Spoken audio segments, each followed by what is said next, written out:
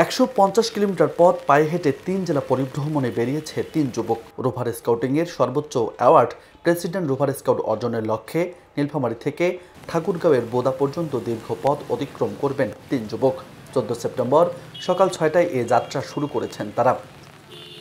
5 দিনব্যাপী পরিভ্রমণে নীলফামারী সরকারি college rover ইউনিটের সদস্য মোহাম্মদ সাখাওয়াত হোসেন, আব্দুল বারী, আশিকুজ্জামান নীলফামারী পার্বতীপুর, দিনাজপুর, বীরগঞ্জ, ঠাকুরগাঁও হয়ে পঞ্চগড়ের বোদা উপজেলায় পৌঁছাবেন। এ সময়ে বিভিন্ন গুরুত্বপূর্ণ দর্শনীয় স্থান, শিক্ষা প্রতিষ্ঠান, সরকারি ও বেসরকারি গুরুত্বপূর্ণ অফিস এবং গণ্যমান্য ব্যক্তিবর্গের সাথে সাক্ষাৎ করবেন। আমরা নীলফামারী সরকারি কলেজ রোভার স্কাউট গ্রুপ থেকে 150 কিলোমিটার পরিভ্রমণের জন্য বের হয়েছি।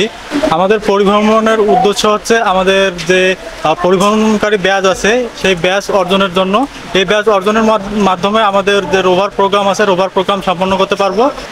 আমরা এই পরিভ্রমণের মাধ্যমে আমরা সমাজকে এবং বিভিন্ন শিক্ষা প্রতিষ্ঠানে আমরা বিভিন্ন সচেতনমূলক কার্যক্রম এবং সচেতনমূলক কিছু মেসেজ দিচ্ছি। যেমন আমরা মাদক, দুর্নীতি এবং ডেঙ্গু সহ বিভিন্ন বিষয় নিয়ে আমরা বিভিন্ন শিক্ষা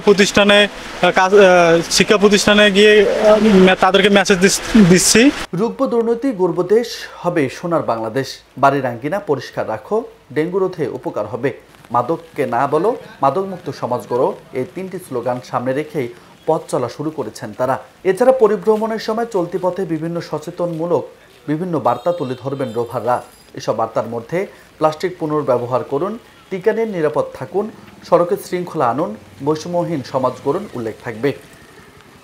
নীলফামারী সরকারি কলেজের এই রোভাররা জানান, পরিভ্রমণের উদ্দেশ্য শুধু ব্যাজ অর্জন নয়, বরং এটি রোভারদের শারীরিক সক্ষমতা, ধৈর্য এবং একতার নিদর্শন হিসেবেও গুরুত্বপূর্ণ ভূমিকা পালন করে থাকে। রোভার দলের 3 জন রোভার ইতিমধ্যে 100 কিলোমিটার পদযাত্রা তারা নীলফামারী কলেজ থেকে শুরু করেছে। এই পর্যায়ে তারা সৈয়দপুরে আমাদের রেল কারখানা পরিদর্শনের জন্য এসেছে। আমি ব্যক্তিগতভাবে সৈয়দপুরের সমস্ত স্কাউটসের পক্ষ থেকে এবং কুবালি স্কাউটসের পক্ষ থেকে তাদেরকে শুভেচ্ছা জানাচ্ছি।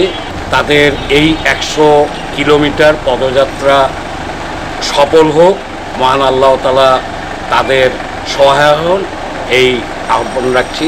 সব ঠিক থাকলে আগামী 18 সেপ্টেম্বর পঞ্চগড়ের বোদা উপজেলায় গিয়ে শেষ হবে সম্ভাবনাময় এই 3 যুবকের পথ চলা।